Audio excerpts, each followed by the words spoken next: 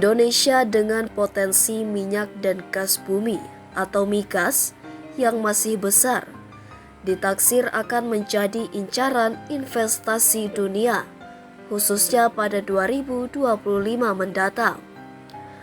Hasil analisis yang dilakukan oleh perusahaan riset energi dan intelijen bisnis independen basis Norwegia, Rystad Energy, bersama dengan Satuan Kerja Khusus Pelaksana Kegiatan Usaha Hulu Minyak dan Gas Bumi atau SKK Migas, menunjukkan bahwa potensi temuan gas di Indonesia masih tinggi, sejalan dengan meningkatnya kebutuhan gas bumi tingkat global. A&P Market Analyst Rystad Energy, Stephen Salomo mengungkapkan, hal itu bisa menjadi momentum untuk investasi, khususnya sektor gas bumi di Indonesia. Stephen menyebut, sejatinya Indonesia memiliki potensi gas bumi yang melimpah, khususnya potensi gas bumi di laut dalam terbesar pada 2023.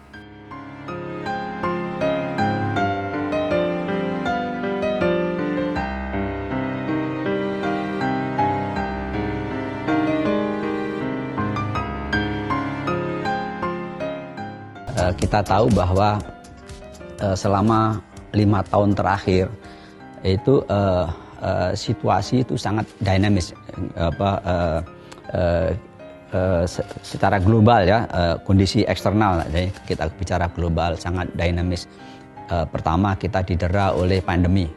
Jadi begitu 19 kita mulai coba melangkah, 20 kita kena pandemi dan seterusnya, sehingga sekitar 3 tahun terdampak hulu migas ini.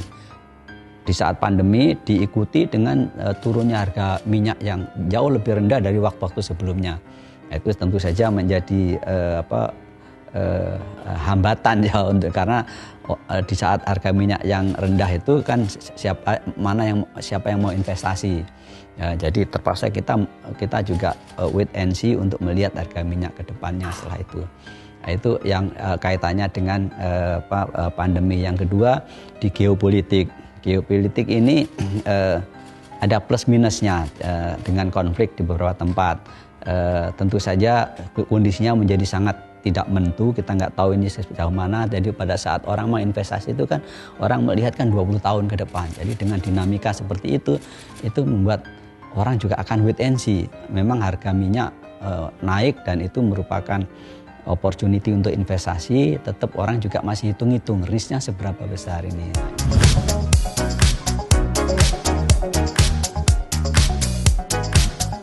Kita ini punya potensi, Indonesia ini punya potensi. Seperti yang selalu kita sampaikan bahwa kita ada 125 cekungan hidrokarbon, ya, yang saat ini berproduksi masih berasal dari 20 cekungan atau basin. Sedangkan yang sudah pernah di-drill tetapi belum diproduksikan itu ada 8 basin. Itu kemudian tentu saja sebuah opportunity ke depan. Kemudian yang ada indikasi hidrokarbon ada sekitar 19-20 basin. Lah kemudian yang sudah di-drill tapi tidak ditemukan, jadi ternyata tidak ada, itu ada 13 basin, sehingga future-nya mungkin ini sudah harus dikeluarkan saja dari opportunity hidrokarbon basin di Indonesia. Nah, kemudian yang belum diapa-apakan ada 68 basin. Ini di satu sisi sekarang ini sesuatu hal yang ini kedepannya menjadi opportunity.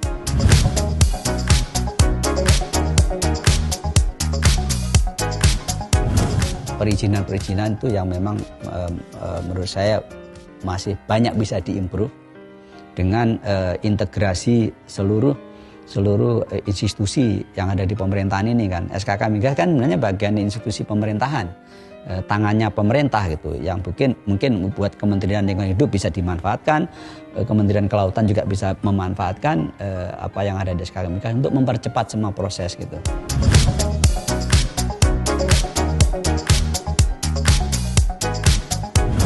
Ini strategi pertama itu lebih banyak cuma menahan decline, yakni drilling diperbanyak.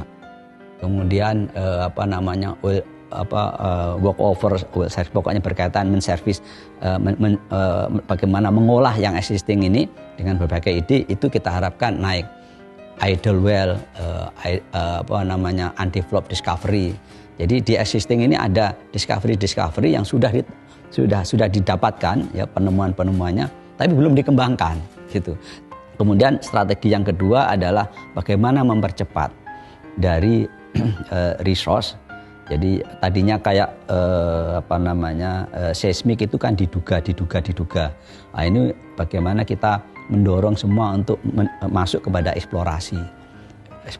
Nah, dari eksplorasi temuan cadangan sekarang kita cepat kita desak-desak K3S untuk bisa segera mengajukan proposal development-nya sehingga menjadi produksi. Nah, strategi ketiga itu yang sebenarnya diharapkan punya pengaruh besar adalah EOR. EOR water flood memang udah jalan, tapi chemical EOR belum belum banyak jalan ya. EOR ini sebenarnya prinsipnya kan kalau sekarang itu recovery. Jadi minyak kita di dalam bumi ini kan dari cadangan yang ada itu yang bisa diambil kan hanya 30%. Saat ini 30%. Sedangkan di luar negeri itu sudah bisa sampai 50% menggunakan EOR ini. Nah, ini yang kita dorong, dan alhamdulillah nanti dengan berbagai kemudahan split, karena memang itu pasti lebih mahal biayanya pasti karena menggunakan chemical. Strategi berikutnya adalah eksplorasi. Nah, eksplorasi memang sejak awal kita melakukan men-set up mengenai long term planning ini sudah moto kita sudah eksplorasi harus didorong masif, agresif. Maka kita harus memberikan karpet merah begitulah untuk orang-orang yang akan eksplorasi. Jadi kalau bisa eksplorasi itu untuk orang yang akan eksplorasi yang biayanya tinggi, apalagi di laut dalam ya. Jadi janganlah ada beban-beban yang membuat mereka menjadi ragu-ragu gitu. Kita support dulu mereka mengerjakan, dan kalau sudah selesai dan mereka sukses, ya kita kemudian bisa open book tadi, hitung-hitungan.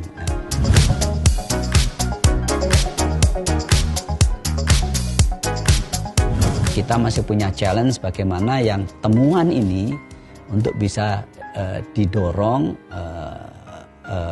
dan meyakinkan para investor K3 ini untuk melanjutkan dengan investasi yang lebih besar untuk bisa menjadi produksi. Dan insya Allah tahun ini kita targetkan 16 billion US dollar ya. Jadi melihat perkembangannya seperti itu. Nah, terakhir saat ini posisinya kita sedang mengelola cukup banyak proyek, berapa proyek itu ya. Untuk kita ada 135 proyek, 32 offshore, 103 onshore.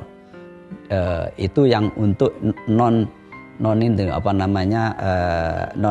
nasional proyek strategi dengan besarnya 3,78 billion US dollar. Sedangkan nasional strategic project itu kita ada 4 lah ya, IDD North Canal tadi di Kalimantan Timur, Genting di Papua, kemudian BP Tangguh juga di Papua, kemudian Inpex di Maluku. Total investasinya itu sekitar 43 billion US dollar. Jadi kalau di total dengan tadi 43 tambah 3 kira-kira sekarang sekitar 46 lah ya. 46 billion US dollar. Ini sampai 2029 nanti. Belum lagi ini belum termasuk kalau nanti Andaman yang memang juga saat ini sedang kita berdiskusi untuk merancang plan of development-nya, targetnya akhir tahun ini. Andaman akan selesai dengan plan of development-nya juga.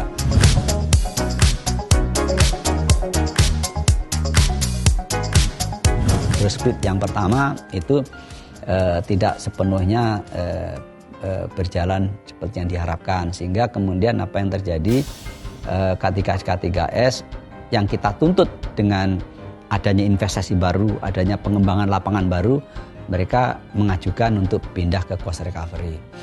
Diharapkan barangkali nanti kalau yang tertarik dengan implementasi New Growth Split ini, khususnya di eksplorasi, ini diharapkan bisa mendorong eksplorasi, diberikan besar dulu lah gitu. Jadi kalau dulu kan diberikan kecil, nanti kalau splitnya kecil, tapi nanti kalau ada temuan hitung-hitung lagi dan akhirnya disesuaikan, dinaikkan gitu kan. Nah dengan New Growth Split ini mindsetnya kira-kira pemikirannya berubahnya adalah oke, bisa diberikan besar gitu, sehingga ada ketertarikan untuk eksplorasi lalu dan mengembangkan berikutnya. Nanti setelah itu kita pada saat plan of development ya kita coba hitung-hitung lagi terbuka.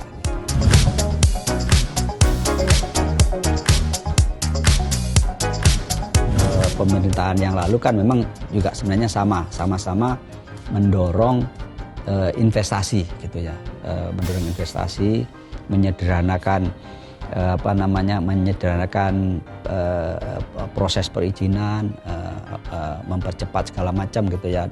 Nah, dan kita tahu bahwa kepemerintahan yang akan datang juga akan melanjutkan kebijakan ini. Saya kira ini bagian yang juga kita harapkan sesuatu masih akan mensupport hulu migas ini. Dan yang berikutnya tentu saja seperti yang tadi bahwa sampai dengan titik ini kita revisi Undang-Undang Migas belum dilakukan. Nanti kita harapkan nanti ke depan ini bisa dilakukan, karena ini tentu saja tinggal masalah tekadnya aja. Tekad untuk konsep-konsep mengenai revisi Undang-Undang Migas itu sebenarnya sudah disiapkan juga gitu. Cuman tinggal sama-sama komitmen antara government dengan parlemen untuk kerja keras untuk menentukan ini. Ini kan udah bertahun-tahun diproses gitu.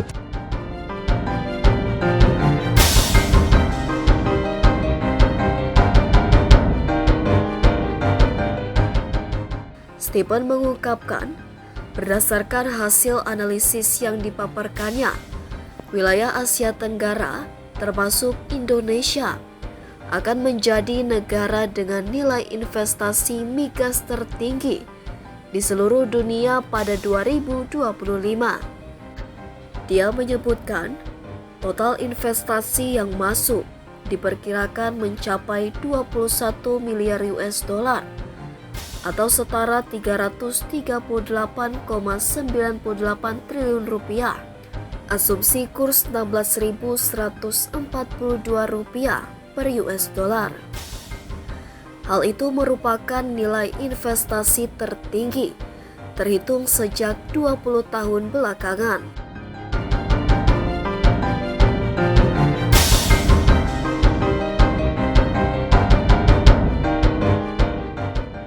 Dengan begitu, Stephen menilai Indonesia dengan potensi gasnya yang melimpah bisa menjadi target investasi yang menarik bagi perusahaan migas kelas kakap dunia untuk berinvestasi di tanah air.